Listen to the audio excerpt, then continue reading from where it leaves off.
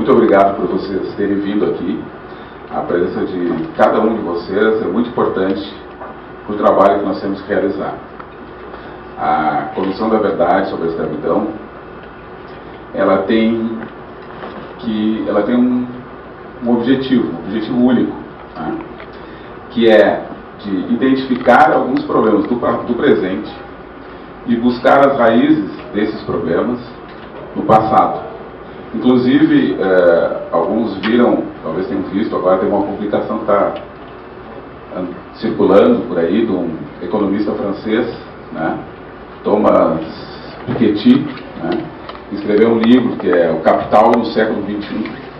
E o título, que na verdade é uma pinça, alguma coisa que ele fala, e ele diz que um grande problema brasileiro é a desigualdade decorrente da longa escravidão.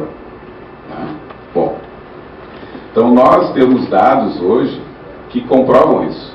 Nós temos pessoas que têm um nível maior de desempregabilidade por conta da raça na região metropolitana de Porto Alegre. Esse índice de 10% que nós consideramos e que vocês veem noticiar todo dia, que 10% é um índice altíssimo de desemprego, os negros e negras da região metropolitana já enfrentam taxas de 12% desde 2012, portanto há 5 anos atrás. Nós temos dados também com relação aos níveis salariais. Há diferenças de níveis salariais em razão da raça e também do gênero das pessoas. E poderia-se dizer que é por falta de capacitação dessas pessoas, mas não, porque nós encontramos essas diferenças salariais, inclusive nas faixas com maior escolarização, com as faixas que as pessoas têm 11 anos ou mais de escolarização, ainda assim acontece essa diferença de níveis de empregabilidade e de níveis salariais. Nós vemos várias vezes discussões pela internet, em outros espaços, em que as pessoas ficam discutindo: não, mas isso é injúria racial, não, isso é crime de racismo. Bom, na maior parte das vezes, porque existem vários tipos de crimes de racismo, na maior parte das vezes a pena é exatamente a mesma, 1 a 3 anos de multa, e nós estamos discutindo se é injúria racial ou se é racismo. Bom, mas de toda forma, cerca de 70% das pessoas que praticam esses crimes são absolvidas. Isso quando o processo tem uma sequência, porque muitas das vezes, como a pena mínima é de 1 ano, o Ministério Público oferece a transação, que é a prestação de serviço à comunidade, que são cestas básicas. Não preciso falar para vocês com relação às leis relativas à educação, né? O artigo 26A da Lei de Diretrizes e Bases da Educação Nacional, ele não é cumprido pelo nosso Estado, não é cumprido por nenhum município do Rio Grande do Sul, ele não é cumprido por nenhuma unidade, nenhum Estado do Brasil. Portanto, eles também não fiscalizam as instituições privadas. O MEC também, o MEC custeia cursos, mas deixa as pessoas saírem da faculdade sem condição técnica de dar aplicabilidade, né? Ele joga o nosso dinheiro pela janela, porque não muda. Se poderia dizer: não, mas tem autonomia da universidade, é muito difícil. Bom, em 2013 houve as manifestações de junho, e uma coisa que ficou muito forte lá foi a questão da saúde. Cerca de 1 ano depois, em 2014, o Ministério da Educação, junto com o Ministério da Saúde, mudou as diretrizes dos cursos de medicina. Antes as pessoas eram formadas para trabalhar em hospitais e clínicas, agora tem uma forte tendência à medicina comunitária. Porque lá naquele campo o Ministério foi ágil, bastou 1 ano, e porque quando é algo que interessa a comunidade negra e a comunidade indígena, passam-se 14 anos e não há mudança alguma. É esse o trabalho nosso da comissão: identificar problemas, mas não somente identificar problemas, ser propositivos. Nós temos que, ao final do nosso trabalho, apresentar propostas para dentro da OAB e para fora da OAB. A OAB, por exemplo, indica profissionais para ocuparem vagas de desembargador nos tribunais. São chamados o quinto constitucional. 1/5 dos integrantes dos tribunais são de pessoas que não têm a carreira de juiz. Uma vez são indicados pelo Ministério Público, outras vezes são indicados pela OAB. A OAB, quando indica, nunca faz um recorte racial nas suas indicações. A OAB tem conselho estadual, a OAB tem conselho federal, e também não há nenhum recorte em nenhum de seus conselhos. Então, nós temos que trabalhar em propostas para que a OAB melhore, né, no campo da igualdade racial, e que para a sociedade melhore. Então, eu agradeço a vocês. Hoje nosso tema passado foi sobre educação, foi um tema muito bem discutido, muito proveitoso para nós, e esperamos que também seja assim com a nossa cultura. Nós temos várias coisas para tratar, e eu agradeço o fato de vocês terem vindo aqui, dispor um pouco do tempo, da arte de vocês, do conhecimento de vocês, para nos ajudar. E a coordenação desse trabalho será do Kleber e da Juliana. Né? E também estão a Tatiana, também está envolvida nisso, e a Valéria. Tá? Então, muito obrigado. Bom, boa noite a todos, eu sou Juliana Bueno. Então, vou estar conduzindo esse nosso bate-papo. E de uma maneira muito breve, eu peço para que cada um de vocês se apresente, fale um pouquinho da instituição de vocês, ou do trabalho de vocês, num curto espaço de tempo, né? Sei que teria muito a ser falado por todos aqui, mas o nosso tempo ele é bem curto. Então vamos procurar aí aproveitá-lo da melhor maneira possível. Então nessa primeira rodada, vamos fazer a apresentação de cada um. Oi, meu nome é Maria Rocha, alguns aqui eu já conheço, já tenho familiaridade, que é o segundo encontro que eu venho. Sou administradora, professora, atualmente estou terminando um doutorado em gestão social em Portugal. Trabalho com imigrantes, trabalho a questão do empreendedorismo e estou aqui para ouvir, aprender e também contribuir. Olá, boa noite, meu nome é Cláudio Kiefer, sou advogado, sou mestre em Direito com concentração em Direitos Humanos. Trabalho na linha de pesquisa de comunidades tradicionais, né, quilombolas, principalmente terreiros, onde eu tenho alguns artigos e um livro lançado demonstrando todo o aspecto cultural que existe lá dentro, não só a questão religiosa, né, e a própria questão desse enquadramento dos terreiros sobre a égide da Convenção 69 da OIT. E vim aqui para aprender também com vocês. Gente, meu nome é Carolina, é a primeira vez que eu participo, né, da roda de conversa. Eu atualmente sou estudante. Boa noite, eu sou Lilian Rocha, sou analista clínica, sou escritora, sou musicista, atuo na Associação Negra de Cultura e também dentro dessa associação trabalho junto ao suporte poético, né, com poesia, protagonismo negro. É um prazer estar aqui. Boa noite, meu nome é Ana dos Santos. Já estive na roda da educação, né, como professora, e hoje estou aqui na roda da cultura como poeta. Boa noite a todos. Meu nome é Niloberto Felipe Feijó. Sou publicitário, sou formado na área de comunicação e sou produtor executivo, trabalho na área cultural com shows e algumas coisas. Meu pai era presidente do Satélite. Boa tarde, é um prazer estar aqui, né, fazer parte desse bate-papo e poder agregar conhecimento. Né. Meu nome é Pietra Gomes Ferreira, sou advogada trabalhista e faço palestra também com a questão da discriminação, tanto racial quanto de gênero. E vim aqui contribuir um pouquinho também. Muito obrigada. Bom, boa noite a todos e todas. Eu sou o mestre Prudêncio, sou um griot em comunicação social. Presido uma ONG, chama-se Movimentação. E... Boa noite, me chamo Jorge Cristiano, sou conhecido como B-Boy Killer, sou arte educador cultural formado em História, faço parte do Fórum Permanente de Hip Hop, da ACO, da Comissão de Educadores do Hip Hop da Restinga, Coletivo Cultural e outras associações que a gente acaba participando e desenvolvendo cultura e arte em todas as comunidades de Porto Alegre.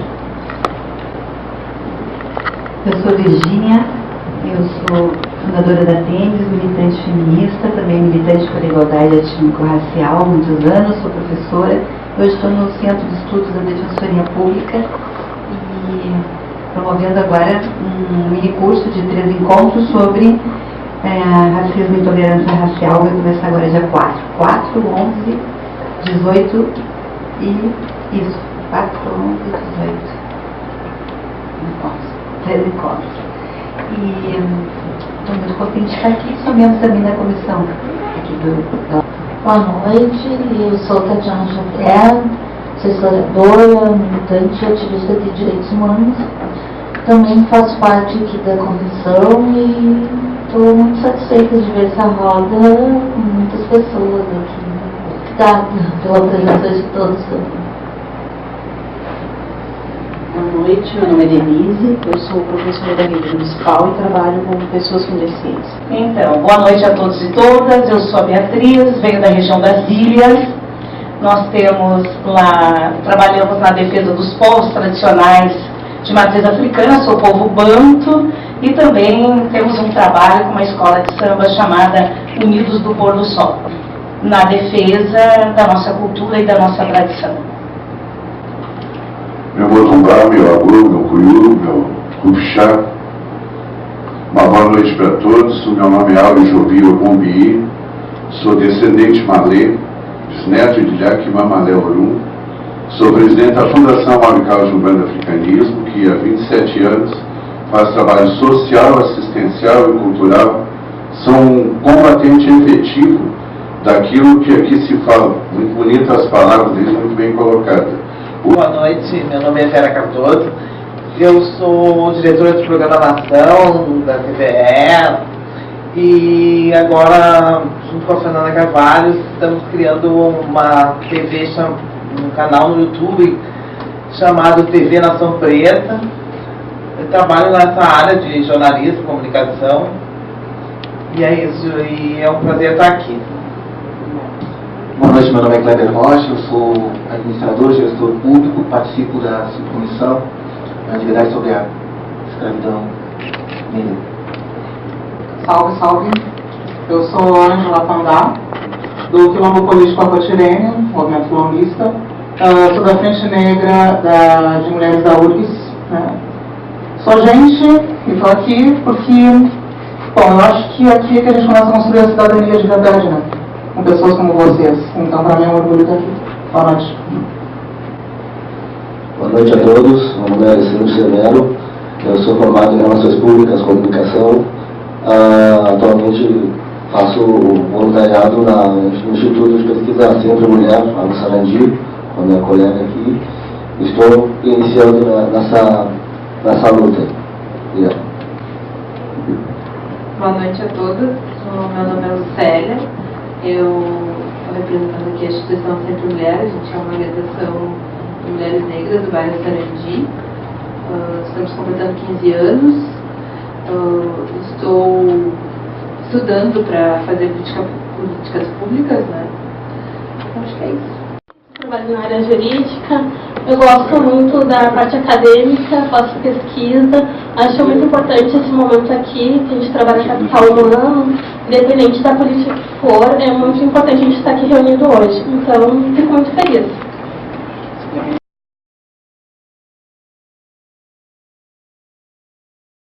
Quais políticas públicas, quais avanços, como é que vocês têm acessado? Se tem acesso, se não tem, enfim.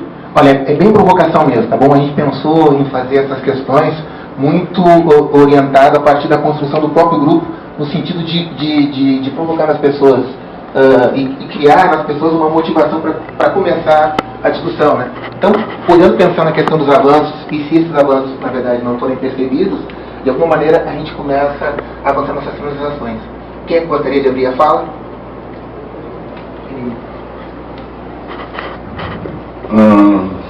Como eu sou publicitário, durante toda a minha vida acadêmica, quando eu estive na faculdade, eu trabalhei com produtoras e agências de propaganda.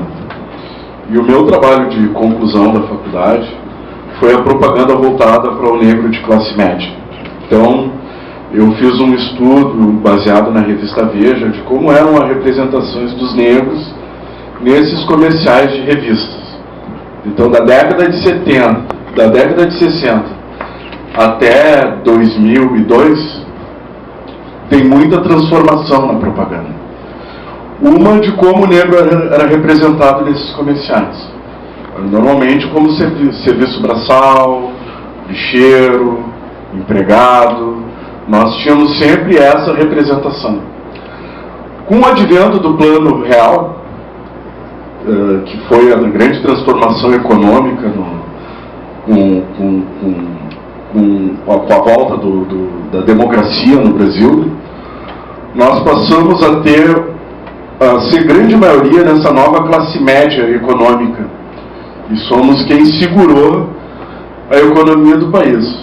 Então, a nossa representação mudou muito. Então, se vocês perceberem assim, na questão de novelas e alguns outros programas e comerciais de TV, a representatividade do negro começou a ser mais forte. Mas, por incrível que pareça, mesmo que a gente tenha gerado mais renda, porque o Brasil é o maior mercado negro do mundo de consumo, o Brasil supera tanto os Estados Unidos e a República Democrática do Congo. Nós somos, até 98, era uma questão de 28 bilhões de reais que nós movimentávamos dentro da economia. Por incrível que pareça, todo esse dinheiro que nós levantamos, ele não passa por dentro das nossas políticas.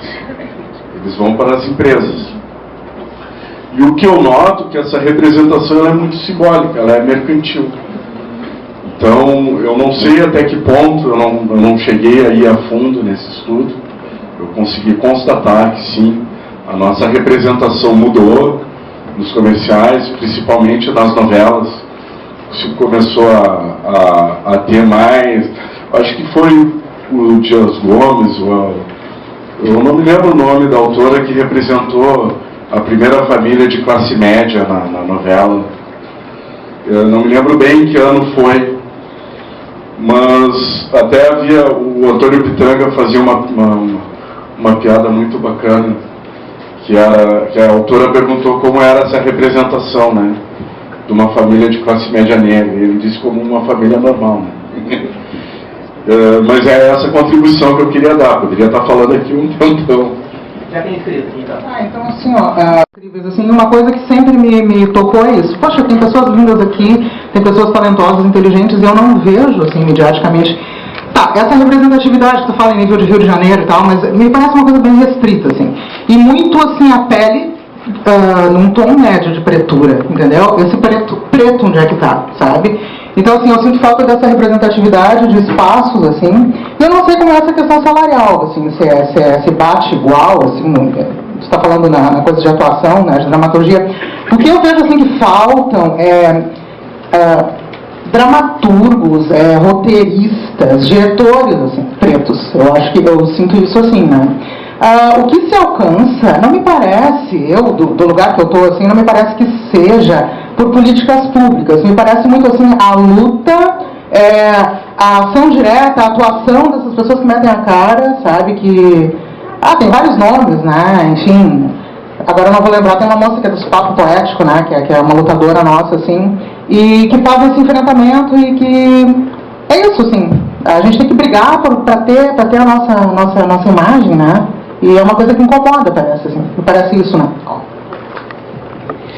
Gente, semana passada, uma pessoa que trabalha no Iguatemi, eu trabalho muito a questão da discriminação no mercado de trabalho, que é a minha área, a área trabalhista.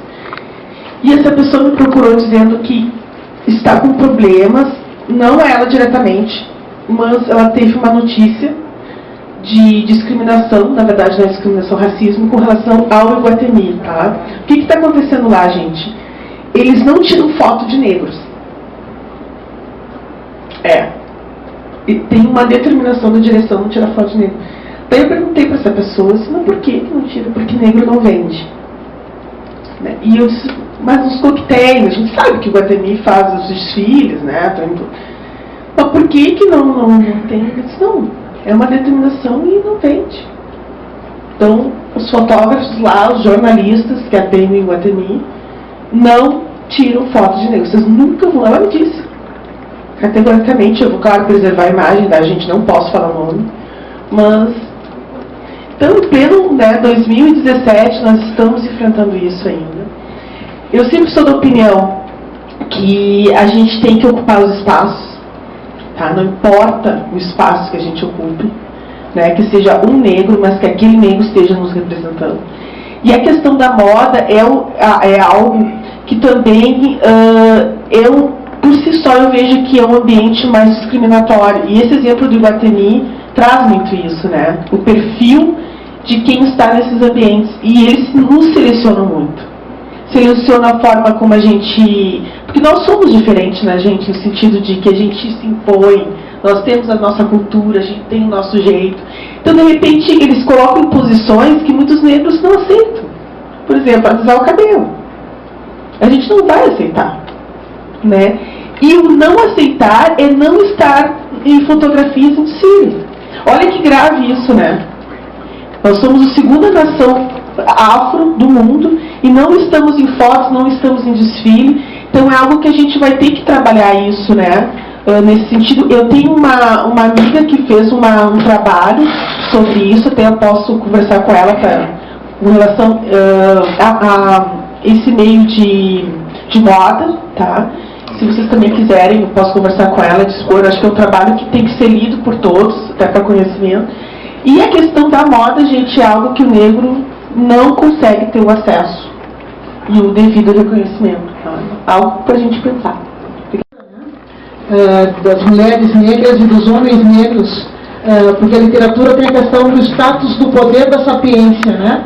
E a gente sabe que a grande maioria dos escritores são 97% homens, majoritariamente brancos, e a grande maioria das mulheres não conseguem publicar, né? Então, quanto mais então as mulheres negras, né? É uma grande dificuldade. Então, avanço político não existe nenhum, tanto que o ano passado, na Feira Literária de Paraty, foi necessário que o grupo de estudos de intelectuais negras da Faculdade do Rio de Janeiro tivessem que, botar o pé na porta e dizer: nós queremos mais escritoras negras nas próximas feiras literárias de todo o Brasil. Então, não é à toa que a FIC desse ano colocou uma grande maioria, mais que 50% de escritoras mulheres, e foi o ano que teve mais escritores negros, né? E coloco aqui na parte regional, né? Na Feira do Livro de Porto Alegre, o ano passado, o Papo Poético teve que enfrentar a Câmara do Livro em função que nós colocamos que não existiam escritores negros convidados na Feira do Livro. Eles tiveram que trazer a Elisa Lucinda na última hora e não tinha ninguém para assistir a Elisa Lucinda, era meia dúzia de gato pingado, e só mulheres negras, tinha 2 ou 3 homens, né? Então, na realidade, não é questão ainda de avanço político, mas é uma questão de enfrentamento realmente, né? Então, e quando nos convidam, parece que a gente tem que cumprir uma cota ainda, né? Como se não fosse um lugar de saber, mas então, já que tem que ter alguns escritores negros, vamos chamar os conhecidos. Aqui no Rio Grande do Sul, vamos chamar a Lívia, vamos chamar a Ana, e já está feito o quadro. Então, na realidade, existe um segmento, né, que é a questão da literatura, que infelizmente ainda é aquela questão que as pessoas não legitimizam o teu estado de saber, né? E para que tu consiga espaços é necessário, então, que tu faça um enfrentamento, né? E quando a gente fez esse enfrentamento e chamamos o Jornal do Almoço para colocar a situação que está acontecendo na Feira do Livro, a Feira do Livro depois deu se colocou dizendo que não, que era um engano aquilo, que na realidade sempre convidaram pessoas que tinham o seu merecimento de estarem na Feira do Livro, independente de cor, raça, credo, o que for que houve, né? Então, na realidade, ainda passamos por esse tipo de explicação torta, que a gente sabe que não é real, mas que, enfim, é um enfrentamento que nós estamos fazendo. Esse ano, nós fizemos uma comissão, estamos tratando com a Câmara do Livro para ter mais espaço dentro dos escritores gaúchos, porque É fácil trazer pessoas de fora, trazer os que são conceituados, mas queremos espaços para os escritores negros gaúchos. Então, estamos fortificando isso, mas parece que é sempre uma luta que parte de nós que somos ativistas, né? Não é uma questão política, não é uma questão pública, né? É uma questão pessoal, individual e de um coletivo negro. Então, enquanto eu quero passar por isso, ainda é muito difícil. Questão de ordem, né? Eu queria deixar minha contribuição. Meu nome é Griot Prudêncio. Como eu dizia antes, eu sou jornalista e eu sou formado ali forjado no trabalho, né? Eu sou um jornalista das antigas, tenho 70 anos, portanto comecei a trabalhar na 0 hora, quando ainda estava entrando as máquinas, né, do primeiro jornal em offset no sul do país. Da minha geração já foram todos, o último foi o Paulo Santana, que se foi. Mas, enfim, eu queria discordar fraternamente com algumas colocações, do ponto de vista do percentual, né, da nossa representatividade negra nos espaços, especialmente na área da comunicação, na área da publicidade. Foi dito aqui pelos que me antecederam a questão da moda, né? Mas eu acho que fortemente essa deformação ela está nos meios de comunicação. Nós temos uma infinidade de profissionais negros na comunicação que estão na cozinha dos jornais, né? Nós temos aqui o exemplo do Manuel Soares, que no próprio carnaval ele faz a cozinha do carnaval, né? Enquanto o branco lá, esqueci o nome dele agora, que é o jurista, o jurista, que é Cláudio Brito, ele vai para o Rio de Janeiro, grava as escolas e tal, mas quem faz a cozinha é o Manuel Soares, né? Então, nós temos uma infinidade. Eu trabalhei no Rio muitos anos, na Manchete, Última Hora, enfim. E a contribuição nossa ela é muito grande, né? E proporcionalmente, que eu queria discordar fraternamente aqui do Nilinho, que a questão ela não avançou, né, nem simbolicamente do que deveria, do ponto de vista dos espaços, né? Isso desde a década de 60 para cá, vou pegar lá do período que eu começo a trabalhar, e não dá para enxergar os nossos companheiros e companheiras de luta na área, tanto no jornalismo como no campo dos escritores. Temos aqui o exemplo da poetisa, que traz esse exemplo muito forte, né? Bom, eu acho que essa luta, ela está longe, né, de ter o seu amparo, né, legal pelos espaços públicos. Eu não estou morando mais no Rio Grande do Sul, estou morando em Goiânia, e eu tenho feito um trabalho, né, nesse circuito Rio Grande do Sul, Centro-Oeste, né, Rio de Janeiro, enfim, e a gente enxerga essa deficiência em âmbito nacional. Então, como a poetisa coloca, nós temos que valorizar também os nossos nomes regionais. Então, cada estado fazendo a sua parte, a gente sempre se reporta ao Rio de Janeiro. Bom, lá a gente tem Zezé Mota, temos Pitanga, temos uma série de nomes que, por incrível que pareça, por toda a sua trajetória, passam grandes dificuldades. A Zezé Mota, bem pouco tempo atrás, estava leiloando o seu apartamento que não tinha como pagar o condomínio do prédio onde ela morava. Para vocês terem uma ideia de como isso é danoso. O Cosme morreu há pouco tempo, né, sem ter o sustento pessoal dele. Então, essa deficiência, né, que nós temos no sistema, ela nos atinge a todos, né? Então, a nossa população cresceu grandemente, né, somos realmente contribuintes da classe média brasileira, e isso não se reflete no campo de trabalho, nem simbolicamente. Isso eu quero provocar isso nem do ponto de vista simbólico. Eu estou aqui há um mês de volta para dar conta de um edital que nós ganhamos a duras penas, né, para executar um livro, né, de memória e patrimônio, e a gente sabe as dificuldades que nós vamos encontrar para executar esse material. Estão me cobrando a hora. O axé de fala, assim, é complicado da gente parar. Tá, mas vamos dar corda aqui. Obrigado. Bibói Juquinha, membro do Fórum Permanente de Hip Hop. Quando iniciamos o nosso trabalho com o hip hop nas periferias de Porto Alegre, em 1990, a primeira coisa que nós fizemos foi fazer uma carta apresentando o que era o hip hop, quem eram as pessoas que faziam e qual era o nosso objetivo. Isso foi entregue para o Tarso, que era então prefeito de Porto Alegre. A partir dali, foram abertas oficinas culturais. E o principal objetivo dessas oficinas culturais era que nós pudéssemos estar nas comunidades e fazer os nossos jovens se reconhecerem como os negros. Porque isso mudou, graças a Deus mudou. Continuamos fazendo trabalho nas periferias e hoje as crianças que fazem parte das oficinas se reconhecem como negros.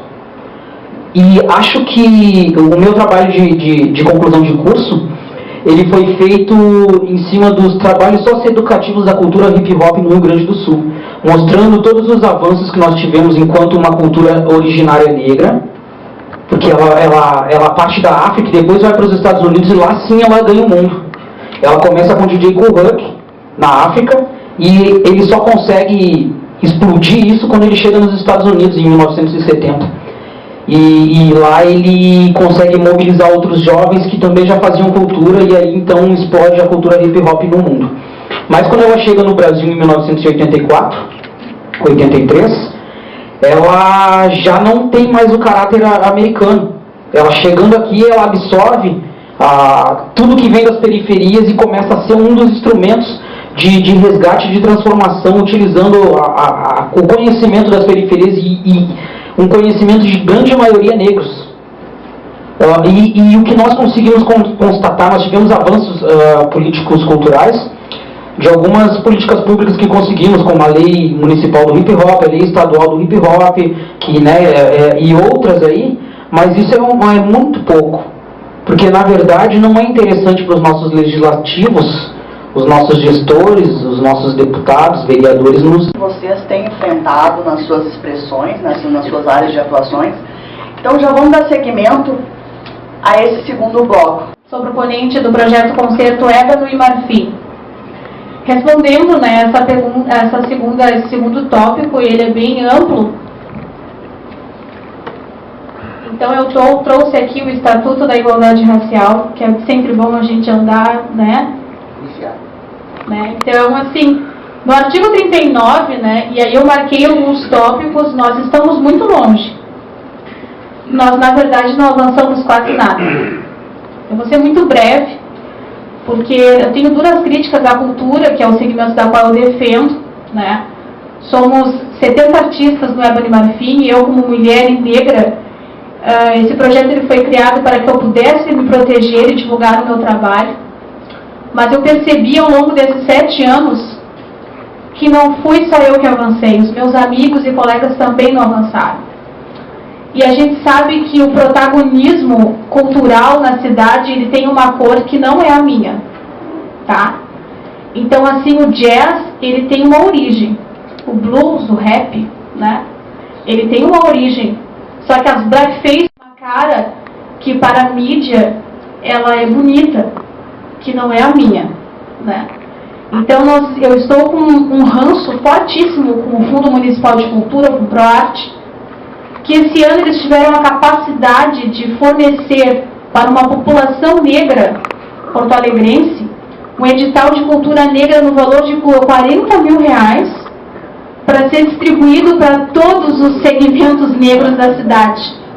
Na verdade, eles queriam gerar uma briga. Nós fomos para o embate, num evento que eles fizeram, né, que era Movendo Horizontes, não sei de onde, e o gestor teve a capacidade de declarar de maneira pública, sendo que é uma opinião pessoal dele.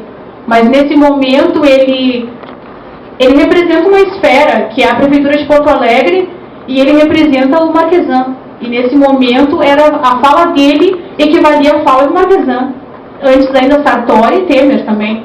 Então ele dizia que era contra a inclusão de cotas nos negros. Nós não ganhamos os prêmios, que querendo ou não são 55 mil reais, e a gente sabe que as premiações elas são dadas, está escrito nas cláusulas do FUNPROARTE, que essa premiação é para ser dada para artistas que estão começando, não para artistas que já são consolidados.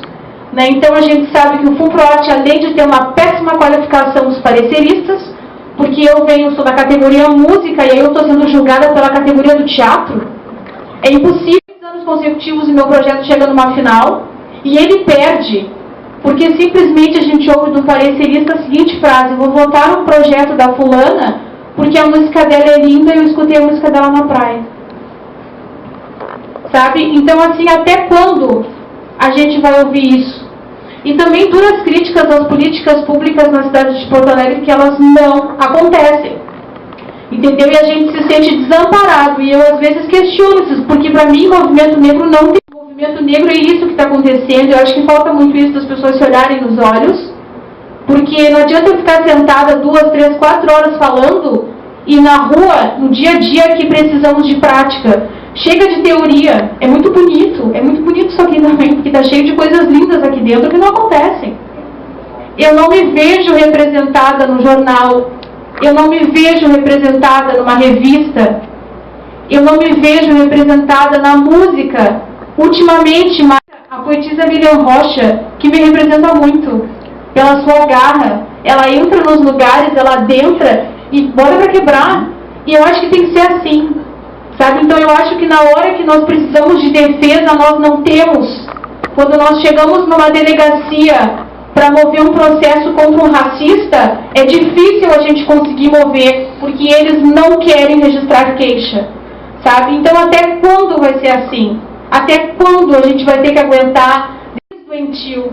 Até quando?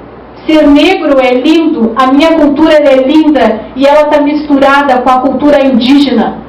Até quando os índios vão sofrer? Até quando são os primeiros habitantes dessa terra? Porque nós viemos para cá não porque a gente quis, nos trouxeram para cá escravos. Mas quando nós chegamos já tinham habitantes aqui. Até quando os índios vão ficar sem as suas terras? Até quando? Esse é a minha fala. Precisamos avançar e muito, mas eu pelo menos vejo, para terminar, o ano retrasado eu fui abrir um evento, era o 2º encontro dos escritores negros, que aconteceu em Canoas, e uma senhora levantou a mão e disse: em 1975, nós estávamos no Rio de Janeiro, e hoje é 2015, e as queixas ainda são as mesmas. Começando a aparecer, era justamente nesse ponto econômico que eu queria chegar. É que eu não tive o tempo de fala para terminar. Por quê? Porque todo momento, o nosso problema hoje é basicamente todo econômico. Porque o dinheiro e a renda que a gente gera não passa por nós. Era isso que eu queria falar para vocês. A nossa representação, apesar de tudo, é mínima. Eu vou te contar um caso do Iguatemi, rapidamente. Eu trabalhei na agência de promoção de vendas no ano que o Iguatemi fez aquela promoção com o Papai Noel Negro. E trouxe o Joãozinho 30 para fazer a promoção do shopping. O publicitário que criou toda a campanha é um publicitário negro, que é o único publicitário gaúcho premiado com Leão de Cannes, de ouro. É um publicitário negro. Se chama Luiz Henrique Rosa, foi meu professor na faculdade. E quando nós sentamos na mesa de reunião, foi nos passado exatamente o que tu tinha nos falado. Nós não queremos representação de negros. E teve enormes problemas com o Papai Noel Negro aquele ano. Então, a colocação do amigo foi extremamente correta. Porque os nossos espaços estão morrendo a língua, e isso eu coloco os clubes sociais negros, tanto Prontidão quanto Floresta, estão morrendo, não conseguem renovar a sua forma de pensar, porque a nossa juventude não está mais lá, as cabeças que estão lá estão muito velhas e não conseguem mais transformar, e as nossas escolas de samba estão sucumbindo também, justamente nessa crise econômica. Mas como já conversamos aqui, aonde é que vai o dinheiro que a gente contribui? Se a guerra é econômica, esse dinheiro tem que estar passando por nós. Amiga, eu sou produtor musical, trabalho vendendo show. Sabe o que me dói mais ver na área de produção musical? É que os nossos artistas negros não estão inseridos dentro desse contexto. Por quê? Porque nós acabamos com os nossos espaços. Nós mesmos acabamos com eles. Não os valorizamos da forma como deveriam valorizar. O Satélite Prontidão, durante 10 anos, conseguiu fomentar isso. Mas foram somente 10. O Floresta Aurora fomentou isso durante outros 10, na década de 90. E todos os nossos espaços foram fechados. Aí tem sido ficção, né? A gente dá um passo e volta 10. Essa é a realidade. Eu achei muito interessante essa questão que foi levantada aqui nesse bloco sobre a representatividade negra. Mas precisa-se de negros que se reconheçam como negros, né? E que reconheçam a sua história e a trajetória da população negra.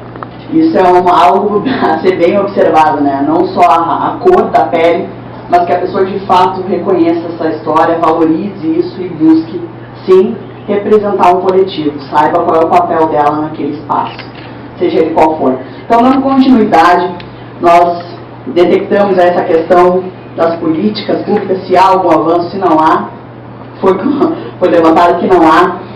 Questão das dificuldades que vocês têm enfrentado nas suas áreas, os desafios, e mais do que nós buscarmos, né, levantarmos os problemas, o objetivo é nós buscarmos soluções, focarmos na solução. O que nós podemos fazer para que mudanças efetivas aconteçam em cada uma das suas áreas?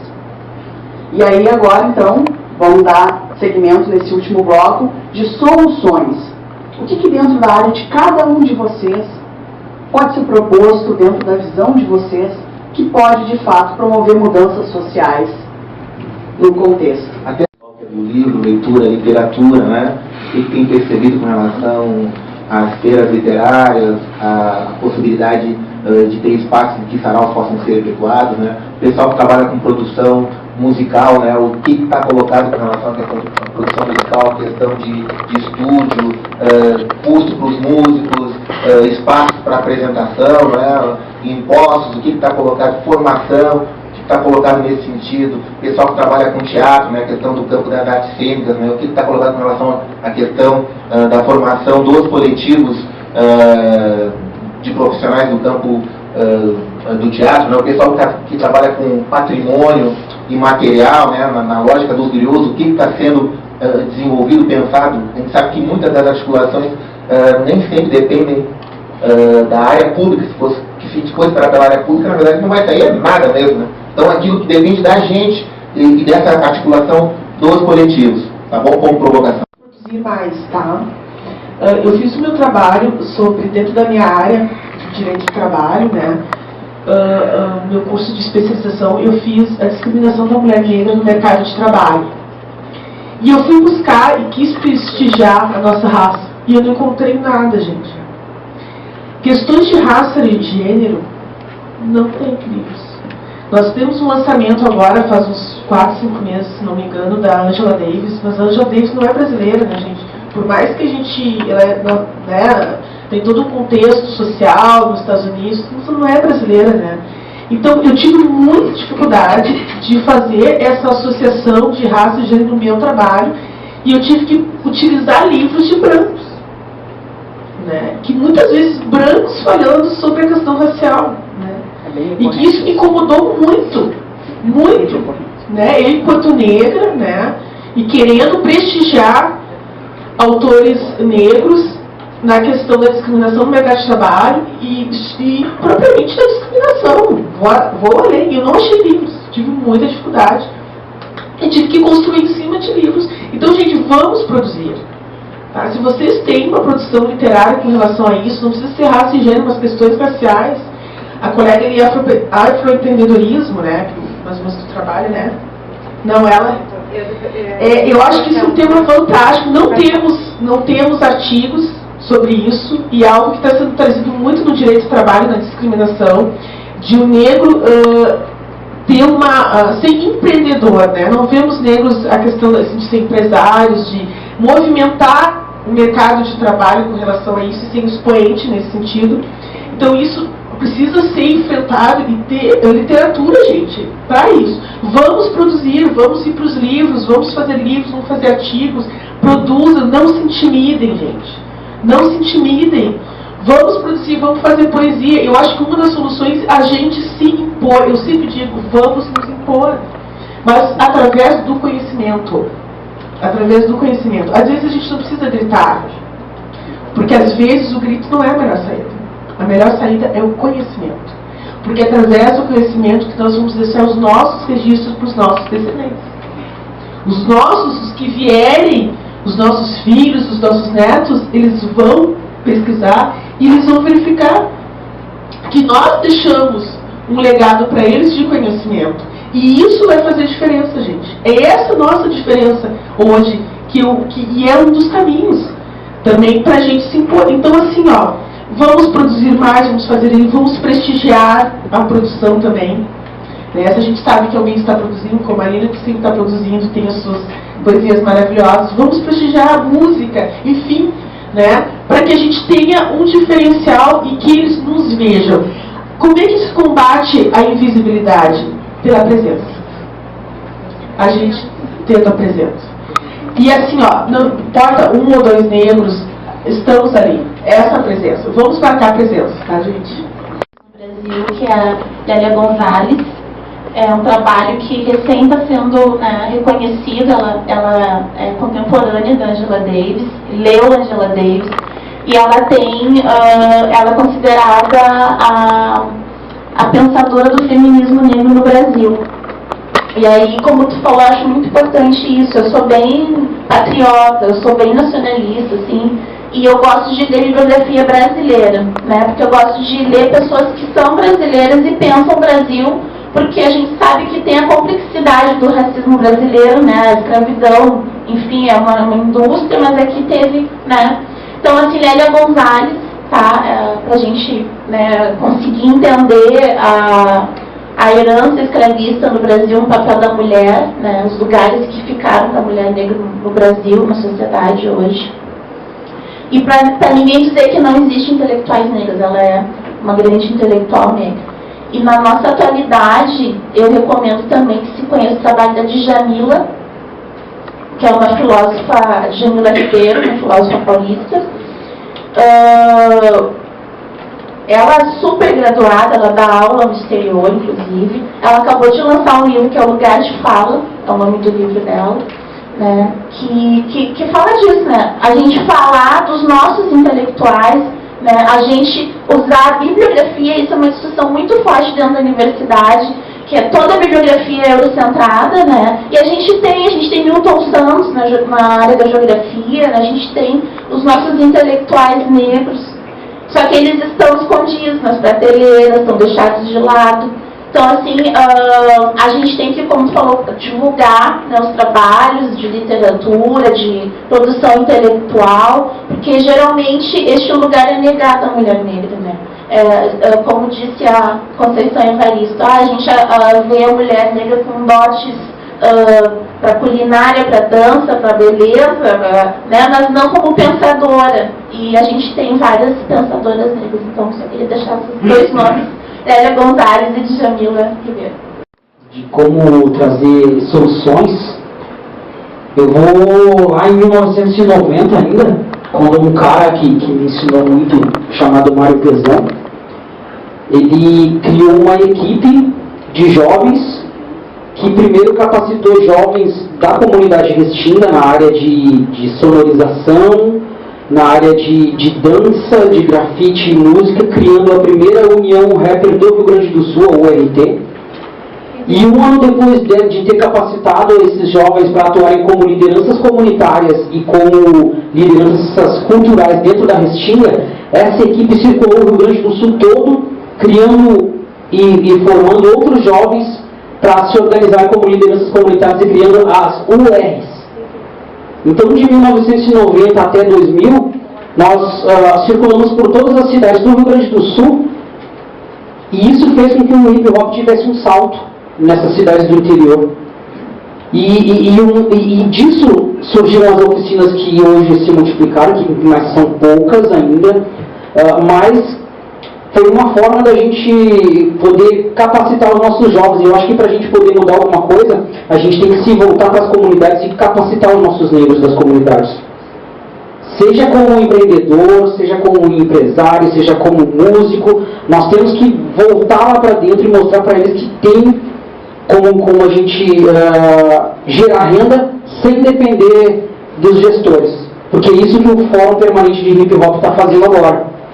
Nós criamos o Rua Cultural, que mobiliza lideranças comunitárias de todas as comunidades de Porto Alegre, onde nós vamos um domingo por mês desenvolver ações de oficinas e capacitações, shows e palestras nas comunidades, isso com o apoio das lideranças. Elas mobilizam os moradores, nós levamos, e nessa linha, nós levamos o equipamento, um aparato para poder desenvolver, e nessa linha da gente se fortalecer, da gente se capacitar, nós adquirimos um equipamento de som, equipamento de projeção, para que a gente pudesse desenvolver essas atividades sem depender de mais ninguém, a não ser do próprio fórum. Então nós conseguimos criar uma rede estadual, onde a gente vai uma vez por mês também a uma cidade do Rio Grande do Sul, para desenvolver oficinas e palestras e debates e capacitações para esses jovens. E a gente e depois disso, hoje o Fórum Permanente de Hip Hop tem atuação nacional. Nós, volta e meia, estamos em São Paulo, volta e meia estamos em Brasília, que é para ver como tá acontecendo esse desenvolvimento do hip hop e da geração de renda sem depender de fatores externos, e sim só dos próprios agentes de cultura do hip hop. Então, como é que você como é que dá o fomento disso? Como é que se sustenta? Nós nos sustentamos fazendo feiras dentro dessas ações, onde nós vendemos os CDs, vendemos as camisetas, as calças produzidas pelas pessoas do hip hop, os bonés, e também, como são as lideranças comunitárias que acabam se organizando, chamam outras pessoas que colocam a sua banca para vender alimento, para vender pano de prato, para vender. Então a gente acaba fazendo isso e também capacitando os nossos líderes do fórum para que eles possam entrar em editais culturais. Então a gente acabou ganhando alguns editais nacionais, locais, sei que agora não houveram tantos, mas, mas acho que uma forma da gente poder se mostrar é a gente primeiro buscar capacitação, segundo a gente poder capacitar outros, e esses capacitarem outros, que vai fazer com que a gente acabe vendo qual é a nossa real força e mostrando essa força, elegendo as nossas pessoas que tem que ser realmente negras. Não adianta ser só cor, nós tem que ter a negritude também na cabeça. Né? E por uma questão, eu acho que de aprendizado também. Eu acho que nós temos que aprender a escutar, falar e fazer. Eu acho que essa é uma das questões que eu penso que deve estar colocada também na formação das nossas fileiras de atores e atoras culturais. Então, assim, já fui contemplado em várias colocações que me antecederam. Eu só queria agregar uma questão que eu acho que, além de fazer, nós temos que gritar sim, e gritar muito, falar alto, que nem o companheiro lá falou, tem que esbravejar mesmo, porque senão não nos escutam, e a gente sabe disso. A gente sabe que esse vício do invisível, ele está na fala também.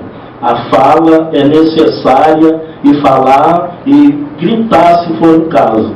Eu queria apenas contribuir mais um pouco com as falas que me antecederam e dizer que nós temos sim que disputar espaço não depender de poder público nenhum.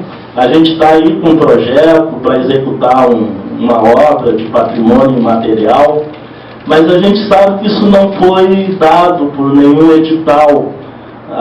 As rodas de trocas de saberes e fazeres, que já ganharam o status nacional, a gente sabe da onde a gente busca a força, né, resistência para estar fazendo isso em vários estados. Isso é com muito grito, com muitos saberes e com muitos fazeres. Então eu quero dizer sim, tem que gritar muito, porque senão não nos escutam. Fazer sempre, mas gritar muito para poder ser escutado, senão ninguém vai nos escutar. Era essa a contribuição. O maior erro de tudo isso é educação. Não existe educação. Eu trabalho dentro de vilas e eu vejo uma criança hoje, um menino negro, ele não tem condições de estudar direito. Por quê? Porque ele tem que ser aviãozinho de traficante, carregar tijolo de maconha aqui para o pai e a mãe ganhar 40, 50 pila dentro da comunidade. Nós, na Restinga, por que incendiaram, nós 21 anos lá, 3 pavilhões que nós tínhamos? Porque a diretora do Mariquitano pediu para a gente fazer um trabalho que tinha 51 alunos invadidos, aviãozinhos traficantes. Chamei os pais e as mães e fiz uma proposta. 10 litros de leite, uma cesta básica todo sábado, para testar a frequência do teu filho de segunda a sexta. 51 crianças voltou para dentro da aula. Ela faz uma hora cívica e nomina a fundação, meu nome agradecendo. 5 dias depois incendiaram tudo, perdemos tudo. E eu estou salientando isso por uma coisa, é questão de educação. Enquanto não houver educação, enquanto nós não trabalharmos a educação lá na base, e onde é que a base é a criança? Não adianta querer mudar a gente adulta. Gente adulta não muda mais. É a mesma coisa pegar uma árvore e querer tocar, inverter o tronco dele que é grosso. Então a gente tem que começar a plantar para o futuro. Nós temos que trabalhar para o futuro. Nós temos que trabalhar com as crianças. Nós temos que pensar em educação lá. E uma outra coisa, não é educação, essa educação que as pessoas falam aí, brigam para poder se autolopetar, não. É remangar as mangas para dentro de uma vila, em grupos, e ir lá e trabalhar a raiz do problema. Aí nós vamos ter o quê? Aí nós vamos ter lá adiante o bom político, não é o político ladrão. Ensinar para a criança o valor que representa a cidadania. Quem ele é, o que ele representa e por que ele está ali. Agora, quem é que joga nas vilas é a própria sociedade. Essa sociedade ignorante que acha que... Esse dia eu ainda estava falando de uma coisa. As pessoas vão terminar com tudo, que vai chegar um momento na vida que vai existir só dinheiro. Aí as pessoas vão ter que comer dinheiro. Porque não vai ter mais nada para poder usufruir. Terra, trabalho, educação, cultura. Eu primo pela cultura. Primo pela cultura. Agora, o que é que o africano sempre fez? O canto, a dança, trazia o quê? O apelo deles, dentro da senzala. Agora, isso não se evapou. Não se evapou por quê? Por que nós estamos aqui agora? E eu gostaria de pedir permissão de todos os senhores e das senhoras para poder me retirar, porque eu tenho um compromisso urgente para poder resolver agora. Foi muito bom estar com vocês, eu tenho orgulho de estar aqui, tá? E conviver com vocês. Porque se nós nos tornarmos um só, e com toda a força, nós vamos mudar muita coisa. Muito obrigado. Conselheira da Associação Negra de Cultura, que produz o Supapo Poético, Fonte Negra da Poesia, e também estou à frente da REAF, a Rede Brasil de Afroempreendedores, aqui no Rio Grande do Sul. E eu queria falar para a Pietra. Pietra, está surgindo muita gente nova escrevendo, produzindo, muitas mulheres negras, né? Entra ali no Negras Visíveis, né?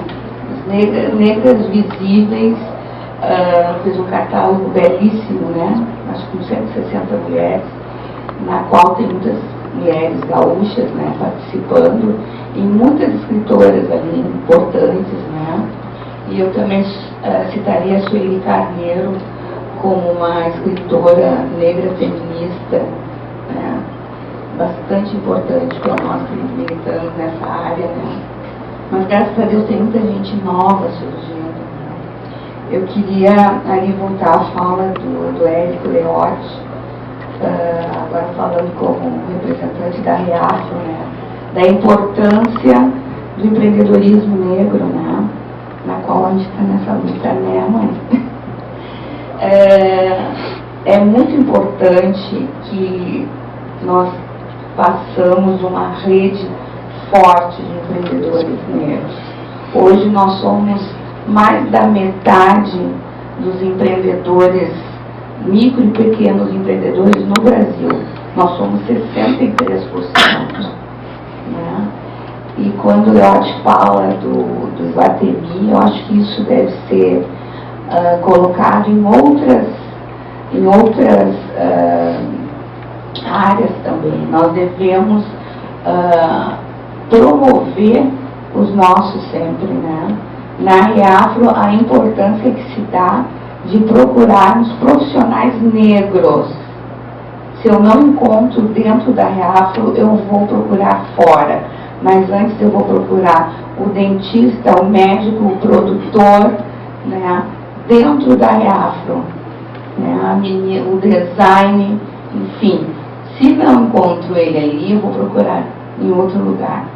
Né? É o black money que todo mundo fala, mas a gente não está realmente efetivando isso, de nós sermos os consumidores, de nós mesmos também, né? Porque nós somos grandes consumidores. Hoje existem empresas dentro, somente no Rio de Janeiro, dentro de favelas, somente de turismo, por exemplo, né? Para o pessoal que vive naquela área, e várias iniciativas nesse sentido.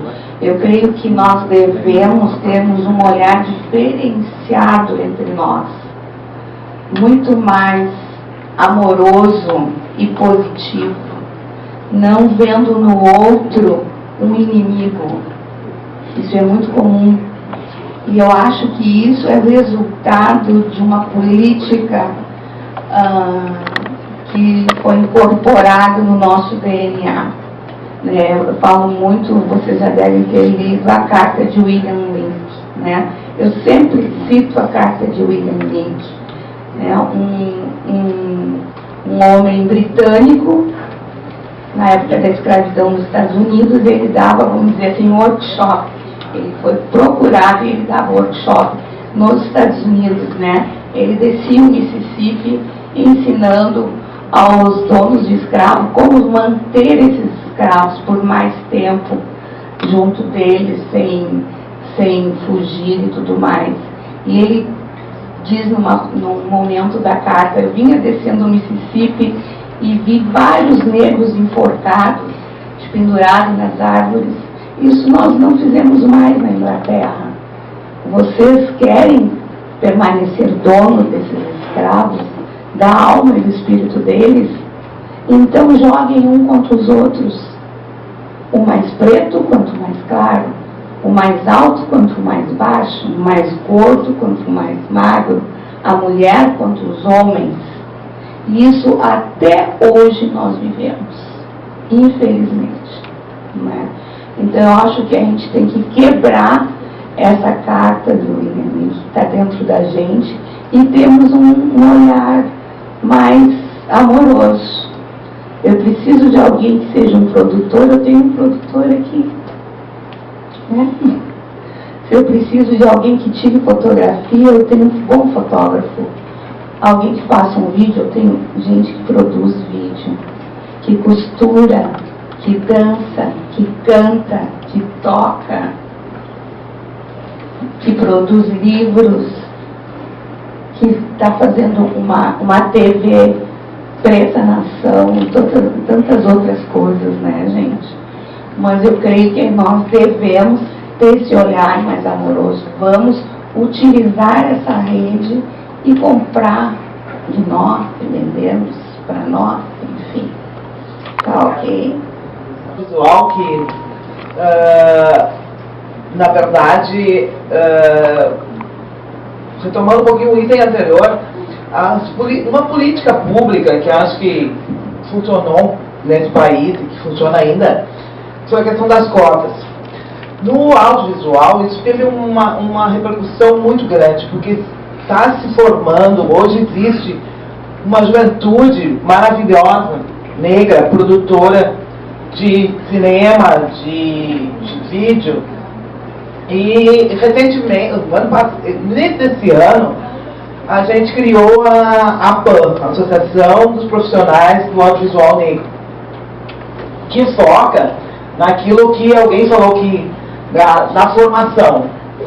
Então, hoje a gente está tendo um intercâmbio nacional e a APAN vem buscando dinheiro até fora do Brasil. Tem também, está cobrando do governo a questão dos editais, porque houve agora também uma grande baixa, né, da Ancine, do Ministério da Cultura, né, a coisa diminuiu em vez de crescer. E aí, então, mas é um pessoal, é uma gurizada que tem muito vigor, muita garra. Faço parte, eu fico emocionada de ver essa gurizada que está conseguindo, assim, ó, tem filmes já de jovens de menos de 30 anos sendo exibidos em mostras internacionais, mas é tudo, assim, em função da organização, concordo com o mestre Prudente, que tem uma hora que o grito é importante, mas a organização e a mobilização são fundamentais, né? Então, e esse foco na formação, que está dando também capacitação para muita gente. Até eu já estou inscrita num curso, eu que sou a avó lá mas já estou fazendo... aproveitando, vou fazer um curso com um diretor, professor de roteiro cubano, e é totalmente gratuito, né? Então, assim, só para contribuir aí na área do audiovisual. O número de estudantes negros também é baixo, e as questões raciais não são muito debatidas, não tem muitos debates sobre isso. E quando precisa se falar desse assunto, quando se quer falar desse assunto, a gente precisa ir atrás. Teve um ano em que no meu livro de história tinha sobre os reinos africanos e tal, e essa parte do livro foi pular. Então, já comecei, junto com meu pai e a coordenação pedagógica do colégio, a falar sobre isso, para que começasse a ser debatido dentro da sala de aula. Realmente começou a ser debatido quando a gente começou a procurar isso. Não é todo tempo,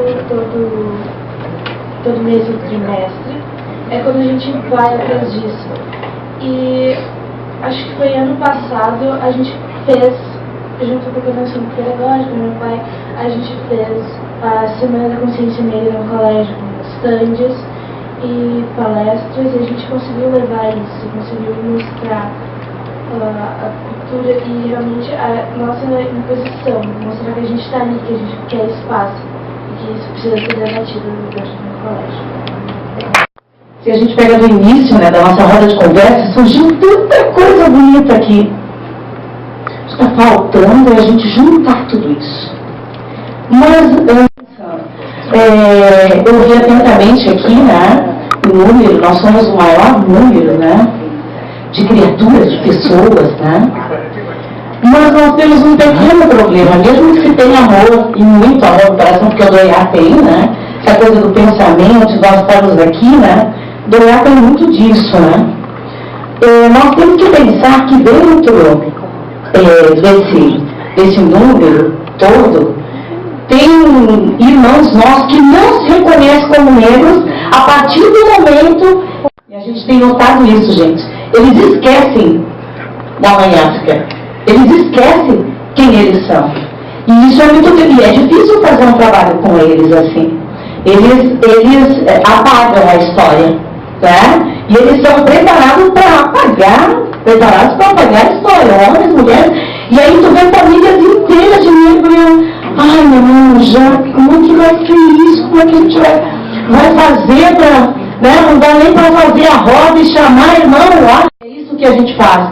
Mas, enfim, é difícil, porque nem todos nós, né, cada um de nós tem o seu caminho. Mas quero dizer para vocês que acredito sim, que é possível. Por exemplo, esse encontro, essa roda de conversa, eu é a primeira vez que estou participando, nos propicia isso, né? É um desafio, nós estamos nos desafiando, porque dá para fazer alguma coisa. E eu sempre digo, os nossos ancestrais são muito sábios, né? Nós tivemos grandes pensamentos, né? Então nós conseguimos constituir então um fórum, né? Fórum Tóxico, Fórum Nacional de Segurança Alimentar de Povos Tradicionais de Matriz Africana. Com isso nós buscamos algo que está lá na nossa ancestralidade, que é economia solidária. Eu ouvi falar muito aqui de produção, de tudo, eu fiquei pensando, nossa, nós temos um grupo, eu faço parte desse grupo, que trabalhou essa questão. Do próprio Estado, o Estado não faz nada. O Estado faz para aquilo que lhe convém, não para aquilo que é necessário.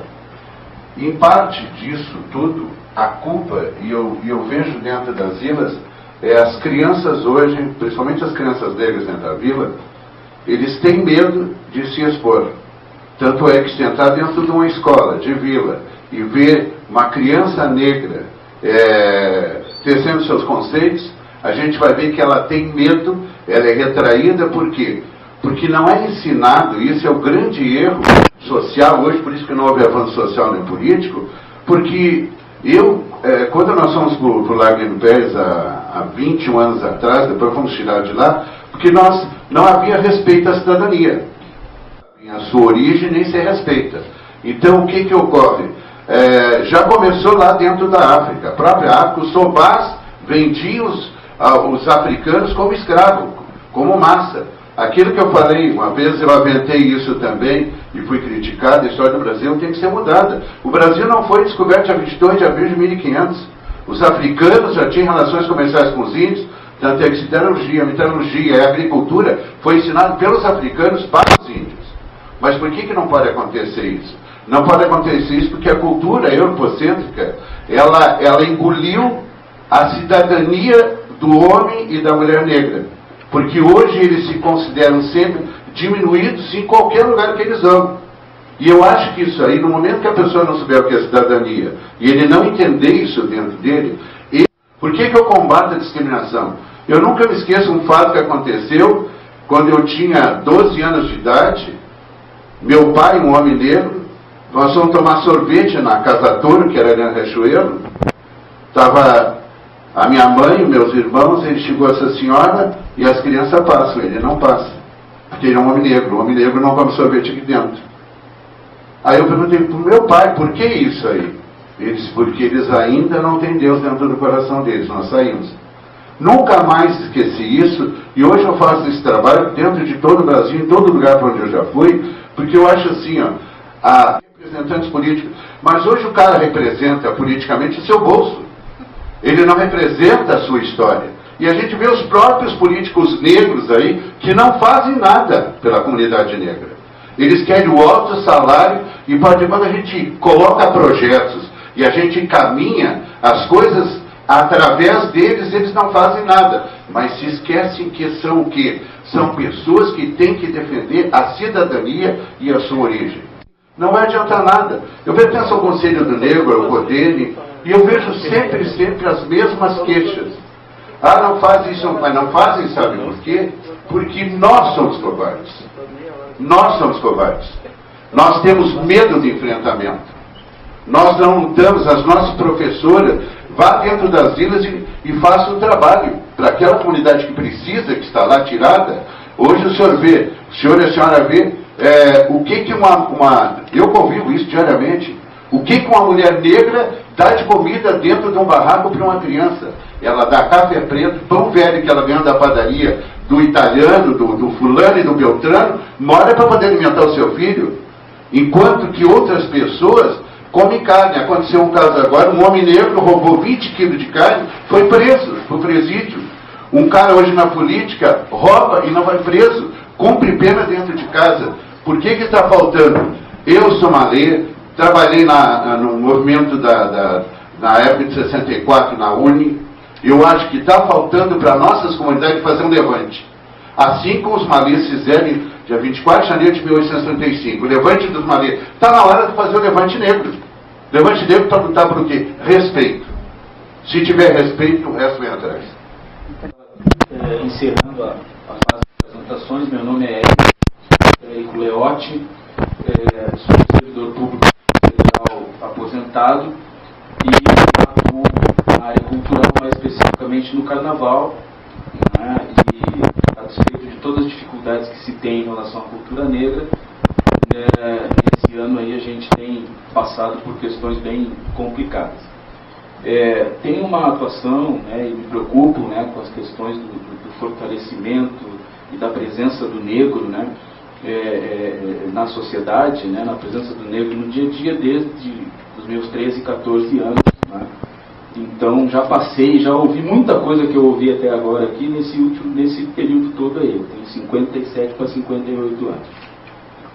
Mas nesses últimos anos eu tenho tentado olhar de uma forma diferente isto tudo, porque na realidade o que acontece em relação a nós, população brasileira, somos maioria na população porto-alegrense, somos maioria na população rio-grandense, do Rio Grande do Sul, assim como no geral, mas somos invisíveis, né? Nós somos invisíveis. A gente discute a questão de formulação de políticas públicas. Quem vai formular políticas públicas que fomentem a valorização do negro? Né? Não somos nós. Não somos nós que entendemos essas coisas todas que são colocadas aqui. São pessoas que nós colocamos lá e que não têm o nosso entendimento. Né? Nós nos ressentimos, né, de não ver na televisão, de não ver no jornal, de não ver no rádio, vários comunicadores falaram aqui o negro. Mas nós damos audiência para eles. Tá? O Iguatemi não tira foto de negro porque negro não vende, mas negro compra. Negro compra. Negro vota. Não é? Então nós temos negro em todas as classes sociais. Todas as classes sociais. Não é? Só que à medida que isto é do interesse de quem não é negro, nós estamos invisíveis. Então, até para passar o microfone para a companheira aqui, eu quero na realidade colocar uma provocação aqui, que é algo da minha reflexão atual e é algo que eu estou disposto a fazer no meu dia a dia e tenho feito no meu dia a dia nesses últimos meses, que é fazer essa discussão diária de que nós temos que colocar o nosso pessoal onde tem que haver decisão das nossas coisas. Nós temos que ter gestor público negro, tratando de políticas públicas negras, nós temos que ter políticos negros, tratando de políticas públicas negras, nós temos que ter... nós vamos comprar onde nós não somos invisíveis. Por que eu tenho que comprar no Iguatemi? Coisa bonita saiu aqui. Eu acho que esse momento nos proporciona pensarmos e juntar, né, cada um lá no seu território, cada um de nós, e fazer com que nós possamos avançar. E nós somos capazes. Com todas as deficiências, com tudo que a mídia coloca, que nós vamos colocar para baixo, nós somos capazes. E esse papel é nosso.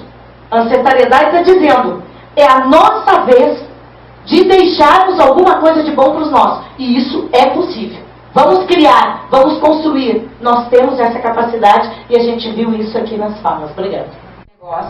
Sou professora de universidade privada. Pouquíssimos negros ocupam essas cadeiras. Dou aula na área de ciências exatas, humanas, na área da saúde. Me olham estranho, né? E concordo com a colega ali, quando os alunos percebem que tu tem o conhecimento, já muda o olhar. Então eu acho que a gente tem que se posicionar. A gente, quando ocupar um posto que nos derem o poder que a gente ocupou por direito, né? Porque eu acho que muitos aqui, como eu, não usufruíram da cota, na época que eu estudei não tinha. Mas, enfim, é difícil, mas a gente tem que ocupar. E quando a gente ocupar esse lugar, a gente tem que saber o que a gente vai falar. Então, a gente tem que ser exemplo. O negro tem que ver o negro bem.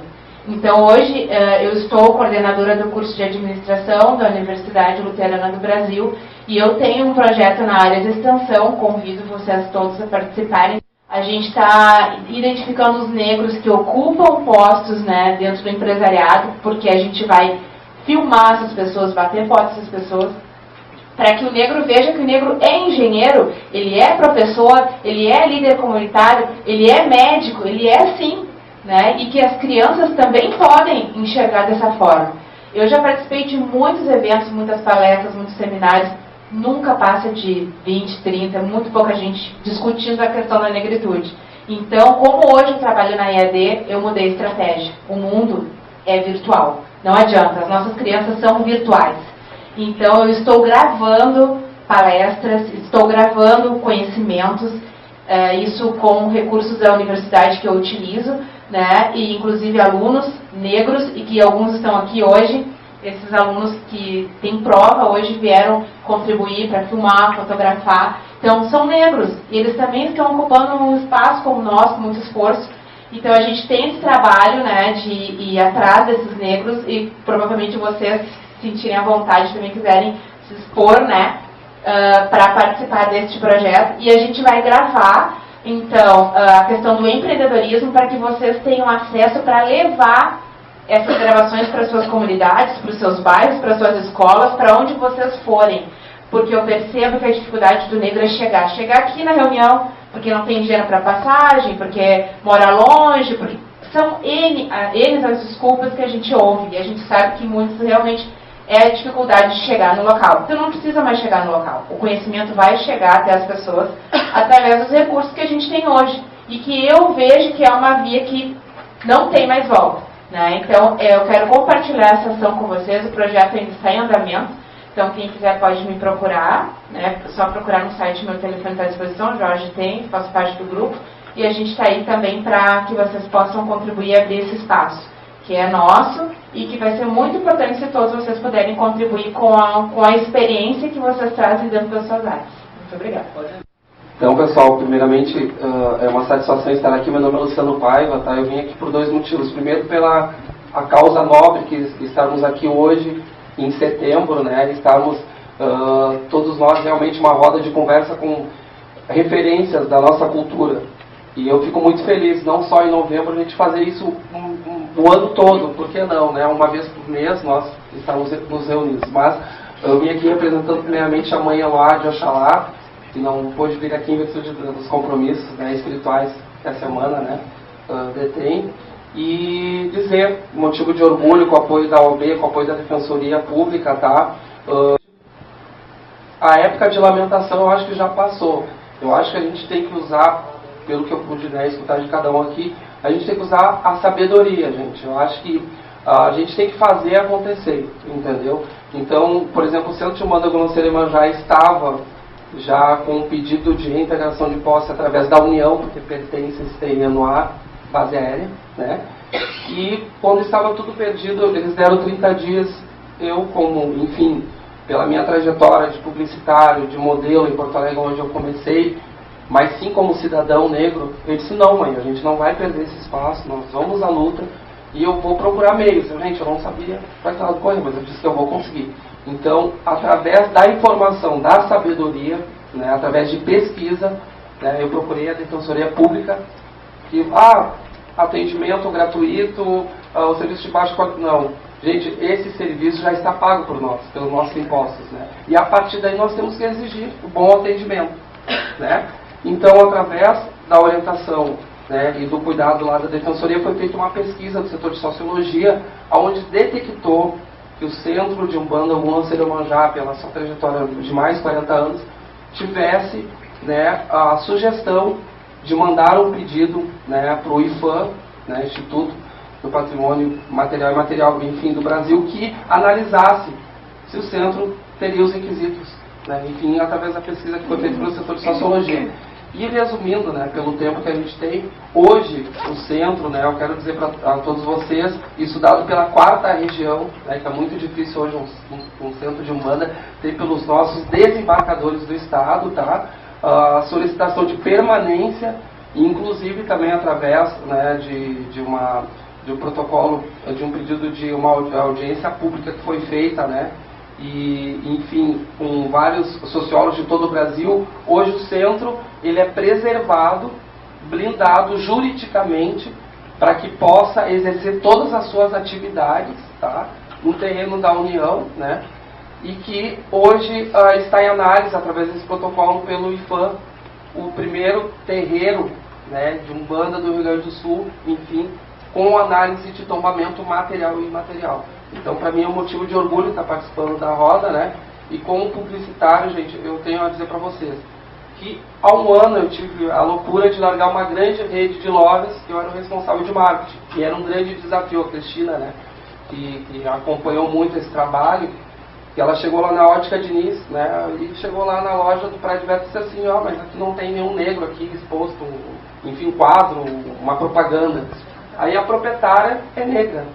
E ela disse assim, não, aqui nós temos o nosso responsável do marketing, é o Luciano, que eu já vai atender. Enfim, e aí a gente vê em Porto Alegre, né, que muita gente, lá não tem modelo negro, lá, enfim, não tem empresários negros. Não, aqui a gente tem escritores negros, tem empresários negros, tem produtores, né? E o nosso carnaval, quando a gente fala, né, nosso carnaval, a nossa religião, né, eu acho que é um motivo de orgulho hoje todos nós estamos aqui, mas sim fazer daqui um proveito consistente. Então eu quero deixar essa mensagem para vocês. Vamos com fé, vamos com luta, mas com sabedoria.